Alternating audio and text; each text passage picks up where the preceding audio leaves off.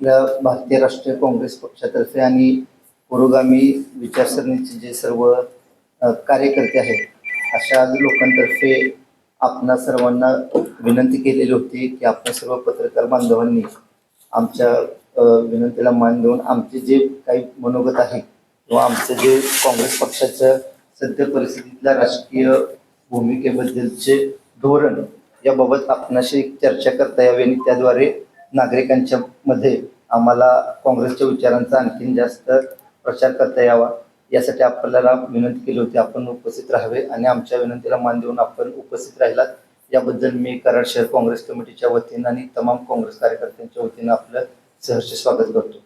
आज इथं आपणाला जे प्रेस रिलीज करण्यासाठी किंवा संबोधित करण्यासाठी आमचे ज्येष्ठ काँग्रेसचे नेते श्री भानुदास माळी साहेब आहेत. त्याच्याबरोबर आमचे युवकचे जिल्हाध्यक्ष राहुल पवार आहेत. आमचे काँग्रेस पक्षाचे ज्येष्ठ मार्गदर्शक अशोकदादा पाटील आहेत. पुरोगामी विचारसरणीचे आणि सामाजिक कार्यकर्ते ॲडव्होकेट संभाजीराव मोहिते आहेत. अल्पसंख्याक सेलचे आमचे संजय ताडाके साहेब आहेत. NSYचे मुबीन आहेत आणि आमचे सोशल मीडियाचे जिल्हाध्यक्ष दिग्विजय सूर्यवंशी उपस्थित आहेत. आपल्या सर्वांना आपल्या सर्वांचं मी पुन्हा एकदा इथं स्वागत करतो आणि मी यानंतर भानुदास माळी साहेबांना त्यांनी त्यांचे विचार. या ठिकाणी उपस्थित असलेले सर्व पत्रकार आणि काँग्रेसचे सर्व नेते मंडळी ज्यांची नावं आत्ताच वकील साहेबांनी आपल्याला सांगितलेली आहेत.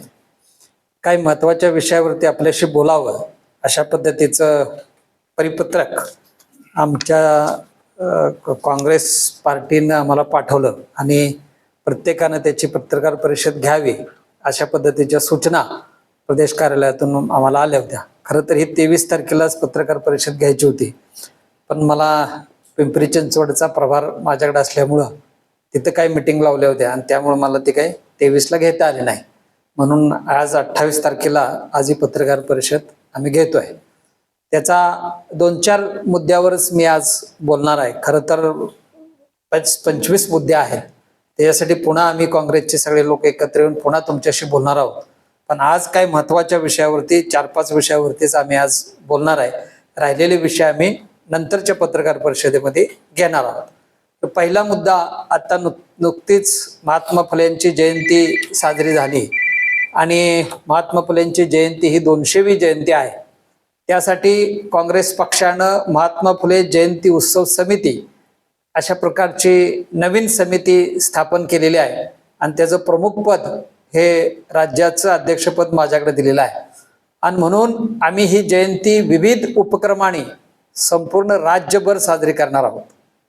ही राज्यभर साजरी करत असताना प्रत्येक जिल्ह्यामध्ये कोणत्या प्रकारचे उपक्रम असावेत, कशा पद्धतीने ती साजरी करावी, काय काय करावं या संबंधीची सगळी व्यूहरचना करण्याची जबाबदारी आम्ही ॲडव्होकेट संभाजीराव मोहिते यांच्याकडं दिलेली आहे आणि त्यांना या समितीमध्ये एक मोठं पद सुद्धा आम्ही देतोय. त्याची मान्यतेसाठी मी फाईल प्रदेश कार्यालयामध्ये पाठवलेली आहे.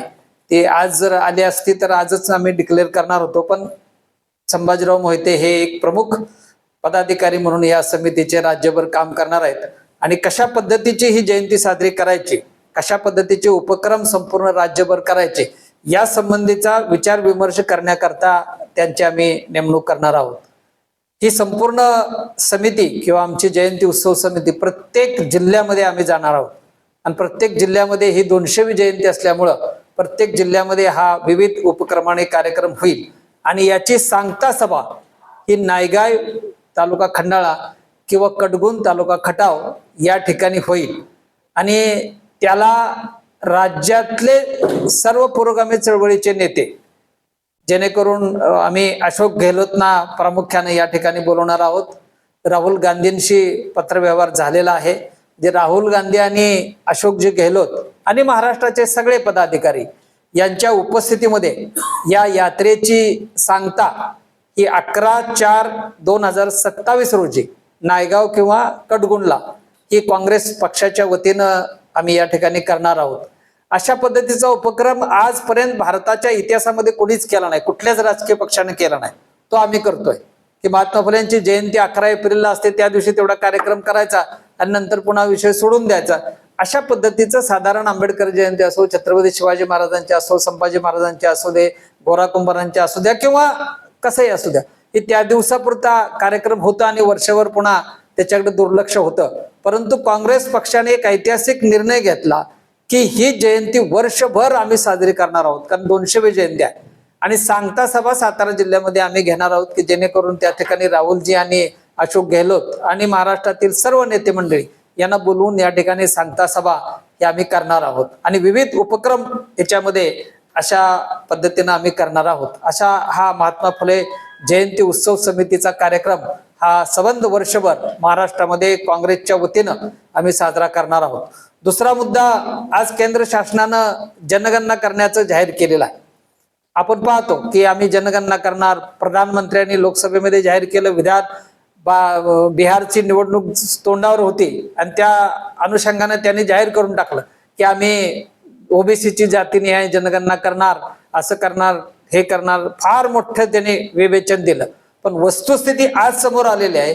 आज जनगणना सुरू झालेली आहे, पण जनगणनेमध्ये ओबीसीचा कॉलम नाही, फिजेएनटीचा कॉलम नाही, मायनॉरिटीचा कॉलम नाही. लोकांची शुद्ध फसवणूक करायचं काम त्यांनी त्या जनगणनेच्या माध्यमातून केलेलं आहे आणि त्याचा आम्ही या ठिकाणी निषेध करतो. आणि केंद्र सरकारने ही जनगणना जी आता चालू आहे ही थांबवून या ठिकाणी ओबीसीचा कॉलम त्याच्यामध्ये ऍड करून, फिजेएनटीचा कॉलम त्याच्यामध्ये ऍड करून, एससीचा कॉलम त्याच्यामध्ये ऍड करून, हे सगळे एकत्र करून ही जनगणना केली तर त्याला साधारण 40,000 कोटीचं बजेट लागतंय. पण केंद्र सरकारने आत्ताच्या आर्थिक जे बजेट सादर केलं त्याच्यामध्ये फक्त 19,000 कोटीचं बजेट केलेलं आहे की ज्याचा काडीचाही उपयोग होणार नाही. त्यामुळे ही घोषणा ही पूर्णपणे फसवी आणि शुद्ध फसवणूक करणारी अशी घोषणा मी त्यावेळेलाही सांगितलं होतं आणि आजही सांगतो की पूर्णपणे शुद्ध फसवणुकीचा धंदा हा केंद्र शासनाचा आहे. दुसरा मुद्दा सध्या खूप गाजतंय ते बागेश्वर महाराज. कोण आहेत बागेश्वर महाराज? काय त्यांची लायकी आहे? काय त्यांची कॅपॅसिटी आहे? कुठल्या कॅपॅसिटीत ते बोलतात? त्यांना आर्थिक मदत कोण करतं? हेलिकॉप्टरनं फिरण्यासारखा पैसा त्यांच्याकडे येतो कुठून? कोण त्यांना आर्थिक मदत देतं? त्यांच्या छत्रपती शिवाजी महाराज ज्यांना आपण आराध्य दैवत मानतो, ज्यांना महाराष्ट्राचे जनक मानतो, ज्यांना महाराष्ट्राचे पुरोगामी विचारांचे एक दैवत मानतो, ज्यांना महात्मा फुलेंनी गुरु मानलं होतं, आंबेडकरांनी गुरु मानलं होतं, त्या छत्रपती शिवाजी महाराजांच्या बद्दल अतिशय गलिच्छ अशा पद्धतीचे उद्गार त्या बागेश्वर महाराजांनी काढलेले आहेत. ही घटना अत्यंत दुर्दैवी आहे आणि म्हणून आम्ही त्या घटनेचा या ठिकाणी जाहीर निषेध पण करतोय. पण त्याचबरोबर मी एक मागणी आपल्या माध्यमातून करतोय की बागेश्वर महाराजाला आर्थिक मदत ज्या लोकांच्याकडून होते किंवा त्यांच्या ट्रस्टला जे पैसे येतात त्या सगळ्या ट्रस्टचे आर्थिक गुन्हेगारच्या चौकशी जे खातं आहे, डिपार्टमेंट आहे, त्या डिपार्टमेंट मार्फत त्यांची सगळी चौकशी झाली पाहिजे आणि नेमका हा पैसा कुठून येतो, कशा पद्धतीने हे उधळपट्टी होते त्याची चौकशी झाली पाहिजे. अशा पद्धतीची मागणी आम्ही या पत्रकार परिषदेच्या माध्यमातून करतोय. आज तुम्ही गुन्हे दाखल केले, काही होणार नाही. गुन्हे दाखल केले तर काही होणार नाही, काय नाही. हे गुन्हे तेवढ्यापुरते रजिस्टर होतील, त्यांना कोण बोलवणार नाही, कारण त्यांच्यावर RSSचा फार मोठा हात आहे. त्यामुळे हे सगळं धुळीला मिळणार आहे. आणि म्हणून बागेश्वर महाराजांची आर्थिक गुन्हेगारी किती आहे, कशा पद्धतीची आहे, याची जाहीरपणानं चौकशी ही केंद्र आणि राज्य सरकारने केली पाहिजे. अशा पद्धतीची मागणी आज मी तुमच्या माध्यमातून या ठिकाणी करतोय. आमदार संजय गायकवाड कशा पद्धतीचं वक्तव्य केलं, कशाची मस्ती आहे, पैशाची, सत्तेची आणि फार मोठी त्यांना ही मस्ती आल्यामुळं त्यांचाही त्यांच्या वक्तव्याचा आणि त्यांनी जे वक्तव्य केलेलं आहे त्याचा माफी मागून हा प्रश्न सुटणार नाही. कारण एका लेखकाला, एका प्रकाशकाला जो आपला उदरनिर्वाह त्या प्रकाशनाच्या व्यवसायावरती, बरं हे पुस्तक कधी प्रसिद्ध झालंय? हे पुस्तक प्रसिद्ध होऊन गेली 10-15 वर्ष झाली. आज 88ला प्रसिद्ध झालं आणि त्याची आता रिप्रिंट काढली म्हणून त्याला एवढ्या गलिच्छ भाषेत शब्द त्याच्या आई बहिणीवरनं त्याला शिव्या देणं. याने एक आमदार, सत्ताधारी पक्षाचा आमदार अशा पद्धतीचा जर उद्गार काढत असेल तर निश्चितपणानं त्याच्यावर कारवाई झाली पाहिजे. अशा पद्धतीची मागणी मी आज या पत्रकार परिषदेच्या माध्यमातून या ठिकाणी करतोय. दुसरा मुद्दा, शेतकऱ्यांच्या बाबतीमध्ये आत्ताच फडणवीसांनी जाहीर केलं की आम्ही कर्जमाफी करणार आहोत. कशी करणार आहोत, काय करणार आहोत, त्याचे कॉलम कसे आहेत, कुणाची माफी होणार आहे, कुणाला सांगणार आहे तुम्ही कर्जमाफी? काही फॉर्म्युला आलेला नाही. कुठेही तहसीलदारांच्या मध्ये जाऊन बघा, कलेक्टर ऑफिसला बघा, कसल्याही प्रकारची माहिती त्याची उपलब्ध आज तुम्हाला नेटवर सुद्धा उपलब्ध होणार नाही. कारण कर्जमाफी करणार. पण हे का आलं?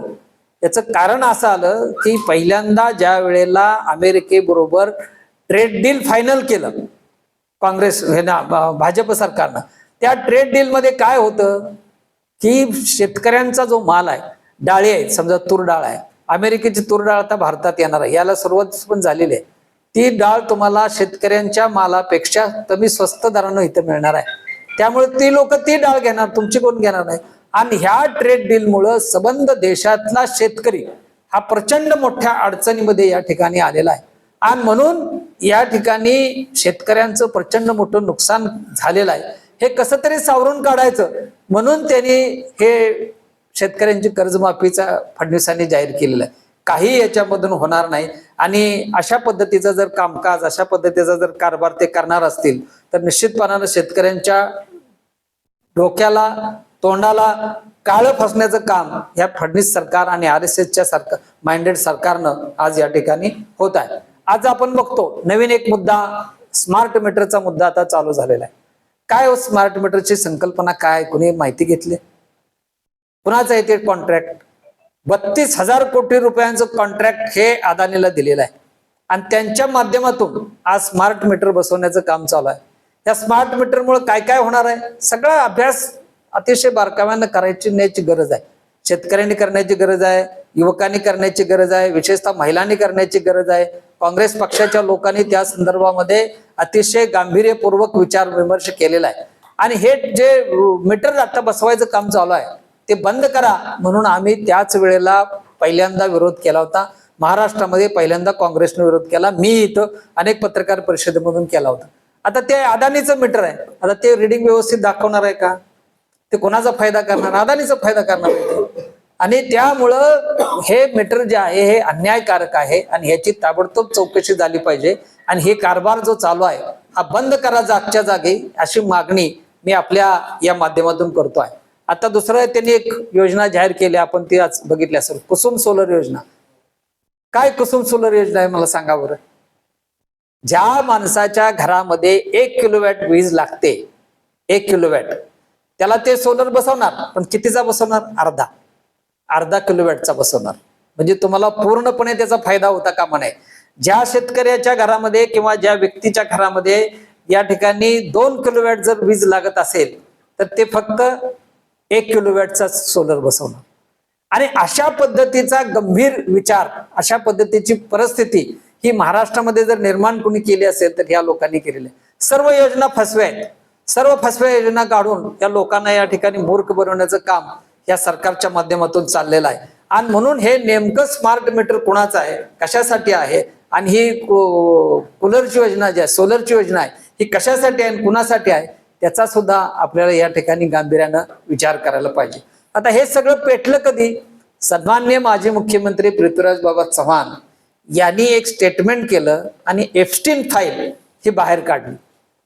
देशात पहिल्यांदा कोण बोललं याविषयी? पृथ्वीराज बाबा बोलले. आणि तिथून मग त्याची आग लागत गेली, संपूर्ण संसदेमध्ये गेलं, सगळीकडे गेलं. आणि ह्या एप्स्टीन फाईल मध्ये सन्माननीय नरेंद्र मोदी अडकलेले आहेत.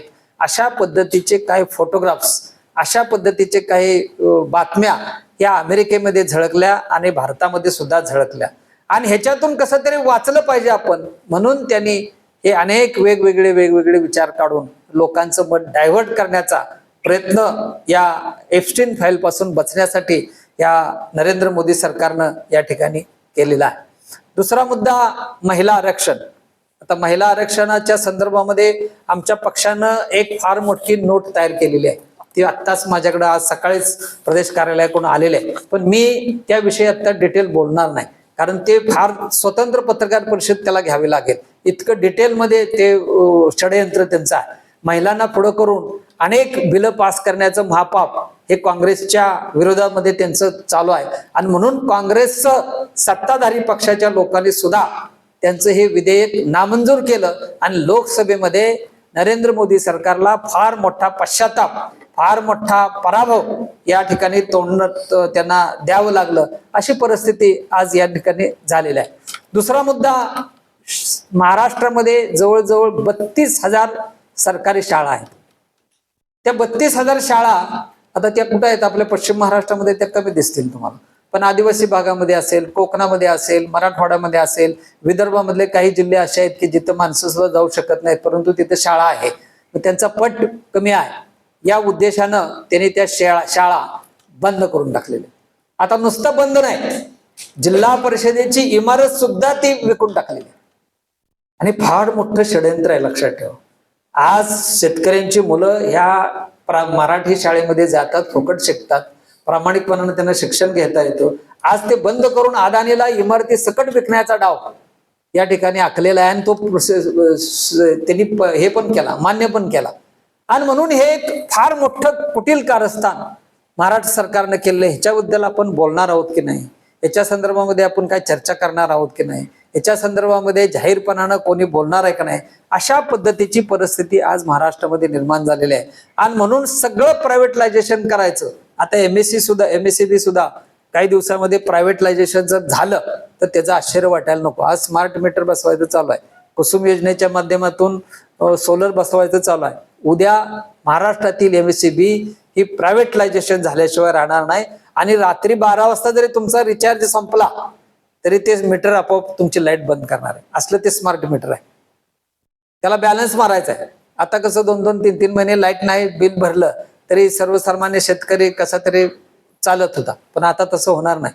ते स्मार्ट मीटर बसले की ज्या दिवशी तुमचं चार्जिंग संपेल त्या दिवशी लाईट बंद. हे फार मोठं षडयंत्र, याच्यामध्ये अदानीला मोठं करण्याचं या ठिकाणी षडयंत्र त्यांनी राबवलेलं आहे. आणि ह्या सगळ्या गोष्टीचा विचार करता आजचं सरकार हे भांडवलदारी प्रवृत्तीचं, लोकांना लूटमार करणाऱ्या प्रवृत्तीचं, शेतकऱ्यांना देशोधडीला लावणाऱ्या प्रवृत्तीचं, अशा पद्धतीचं हे सरकार हे राज्यामध्ये काम करतंय. आणि म्हणून त्याच्या विरोधामध्ये सातत्यानं बोलण्याचं काम एक प्रभावी विरोधी पक्ष म्हणून काँग्रेस आणि आम्ही सर्व काँग्रेसचे पदाधिकारी, आता आमचा जिल्हा अध्यक्ष वगैरे हे प्रक्रिया चालू आहे. नवीन संपूर्ण महाराष्ट्रातले जिल्हा अध्यक्ष काय बदलणार आहेत, काही लोकांना आहे त्यांना कंटिन्यू केलं जाईल किंवा नवीन जिल्हा अध्यक्ष बदलले जातील. हे झाल्यानंतर महाराष्ट्रामध्ये प्रचंड मोठं आंदोलन हे काँग्रेसच्या माध्यमातून मी जे आता सगळे मुद्दे मांडले या मुद्द्यावरती प्रदेश काँग्रेस कमिटी अतिशय प्रभावीपणानं हे मुद्दे उचलणार आहे. आणि लोकांच्या समोर जाऊन कशा पद्धतीने लोकांची फसवणूक चाललेली आहे हे जनतेसमोर आणण्याचं काम हे काँग्रेसच्या माध्यमातून आम्ही करणार आहोत. डिलिमिटेशन आणि ह्या सगळ्या गोष्टी थोडंसं वकील आमचे हे बोलतील, ॲडव्होकेट जाधव साहेब आणि मोहिते साहेब पण बोलतील.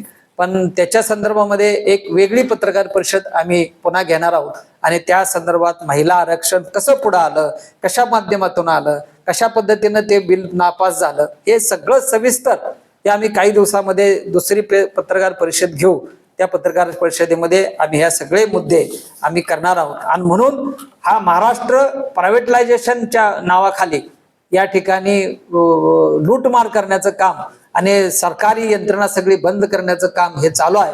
त्याला आपण या ठिकाणी विरोध केला पाहिजे. या सगळ्या गोष्टीच्या विरोधामध्ये आपण पावलं उचलली पाहिजे, अशा पद्धतीची मागणी मी आजच्या या पत्रकार परिषदेच्या माध्यमातून करतो.